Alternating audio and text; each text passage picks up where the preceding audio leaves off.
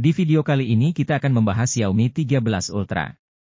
Dari kameranya kemudian limitasinya seperti apa, bahkan tentunya kita akan membahas secara overall user eksperimen dari Xiaomi 13 Ultra ini. Yuk kita mulai review Xiaomi 13 Ultra, dan jika kalian ingin mendapatkan informasi terkini jangan lupa untuk subscribe di channel ini dan jangan lupa like. Yuk kita mulai dari sektor poinnya, yaitu kameranya. Untuk Xiaomi 13 Ultra memiliki 4 setup kamera di bagian belakang, mulai dari ultra wide sampai kamera telefoto yang 5 kali itu sudah mendukung resolusi 50 megapiksel, jadi cukup merata. Dan khusus untuk main lensanya nih, Xiaomi 13 Ultra tidak hanya menggunakan sensor yang kelas yaitu AMF989, tapi juga ukuran sensornya memiliki ukuran 1 inci dan belum selesai, masih ada variabel yang ditawarkan ini. Xiaomi 13 Ultra bisa kalian rubah dari f1.4 ke 4.0, artinya itu f1.4 kalian bisa mendapatkan natural yang lebih dalam, kemudian keuntungan selanjutnya f1.4 ya jelas penangkapan cahayanya lebih banyak ketimbang f4.0,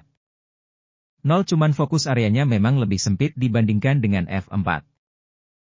Di skenario tertentu memang f4.0 seperti foto-foto landscape itu cukup berguna ya. Langsung saja kita ke hasil kameranya. Ada pilihan mode Leica Vibrant dan Leica Authentic, di mana untuk karakter autentik itu cenderung lebih natural dan sedikit lebih gelap ya seperti ini. Kemudian secara experience mengambil foto pakai Xiaomi 13 Ultra ini terasa enak banget, hampir semua kondisi jatuhnya kayak selalu estetik, bukan berarti tidak ada kekurangannya ya. Yang pertama, kalian perlu mengaktifkan mode HDR-nya terlebih dahulu, karena kalau tidak diaktifkan ya dan razenya agak berapi jadi enggak maksimal. Kalau udah diaktifkan hasilnya sangat oke hampir di semua kameranya. Kemudian untuk perubahan antar lensanya menurut saya cukup minim setting power, tapi memang di beberapa steril cukup notice ya. Kemudian untuk detail atau ketajamannya ini enggak lebay, enggak ada efek over saturning yang berlebihan, karena memang secara default dia mengambil foto 12 megapiksel. Kalau ingin mengaktifkan full resolusinya kalian bisa mengaktifkan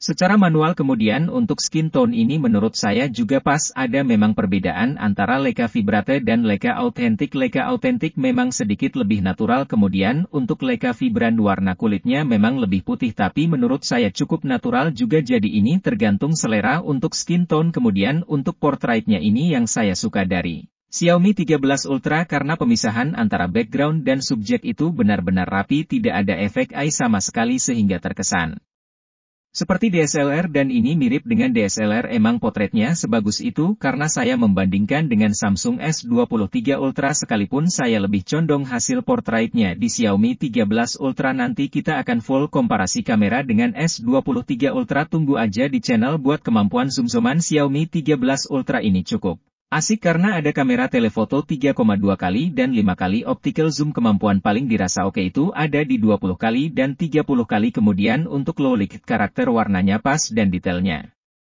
masih terjaga, bahkan kadang potretnya juga masih rapi. Untuk opsi ultrawide-nya juga ada untuk selfie-nya, tapi buat kelas flagship ini agak kurang menurut saya. Dan ngomongin soal videonya, Xiaomi 13 Ultra ini sudah mendukung resolusi 4K 60 fps di semua kamera belakangnya, bahkan 8K atau 8K 24 fps itu bisa mendukung di semua kameranya dari ultra wide sampai telefoto. Kemudian untuk mode stabilisasinya itu ada 3 off steady dan steady pro. Sayangnya untuk steady dan steady pro itu hanya mendukung di kamera utama dan resolusinya cuman 1080-30 fps, tapi jangan khawatir, saya tidak pernah menggunakan mode steady pro ya karena limitasi tersebut, karena mode off-nya pun itu sudah stabil banget di Xiaomi 13. Kemudian untuk catatan selanjutnya dari segi videonya, sayangnya mode HDR videonya itu hanya support di kamera utamanya saja. Buat video selfie-nya resolusinya cuman untuk di Full HD, meskipun sudah support 60 fps tapi jauh banget dengan kamera utamanya. Buat kamera utamanya ini 4K 30 fps, hasilnya memang keren parah sih. Kita bisa switch ke kamera ultra wide ya 0,5 ya, kemudian kita balik lagi ke kamera utama.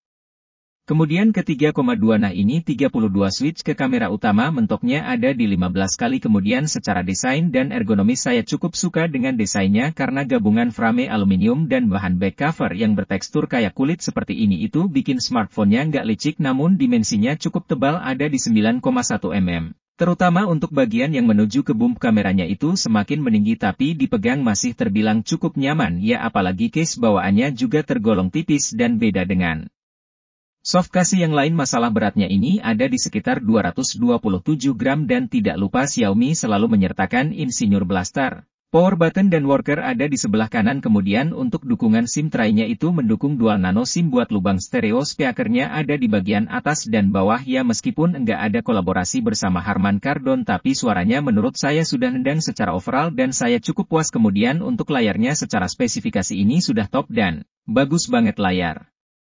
Sebuah flagship panel yang digunakan adalah Curve AMOLED Typo 120Hz, resolusinya juga sudah 2K, bahkan dari kecerahannya itu bisa up 2600 nits, salah satu kecerahan paling tinggi di jajaran smartphone saat ini, jadi untuk kualitas layarnya bagus banget.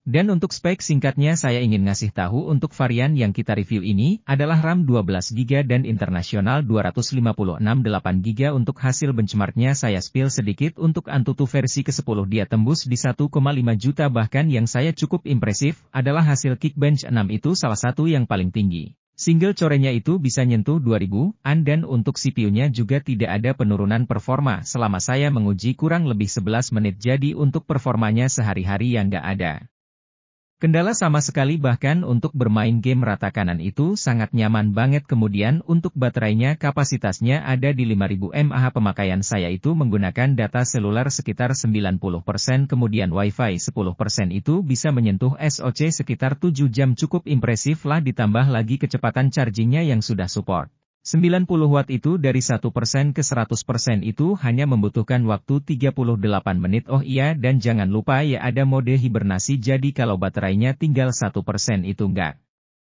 langsung mati tapi ada pengingatnya terlebih dahulu. Dan di Xiaomi 13 Ultra dia sudah support IP rating IP68, jadi fitur-fiturnya sudah flagship. Untuk fitur-fitur yang lain seperti 5 gram, kemudian NFC speaker, bahkan sensor-sensornya semuanya lengkap di Xiaomi 13 Ultra ini. Kita masuk ke kesimpulannya, Xiaomi 13 Ultra ini menurut saya menjadi salah satu flagship yang sangat menarik yang pernah saya coba di channel ini, karena memang dari segi hasil kameranya baik foto maupun video itu sudah sangat top banget, meskipun ada beberapa limitasi yang sudah saya singgung tadi. Kemudian performa baterai bahkan sampai fitur-fiturnya menurut saya sudah oke banget, kecuali untuk selfie-nya aja sih yang masih jadi catatan. Terima kasih bagi kalian yang sudah nonton video ini sampai akhir. Jangan lupa untuk jaga kesehatan dan selalu berpikir positif. Jangan lupa untuk subscribe dan nyalakan notifikasinya. Sampai ketemu di video selanjutnya.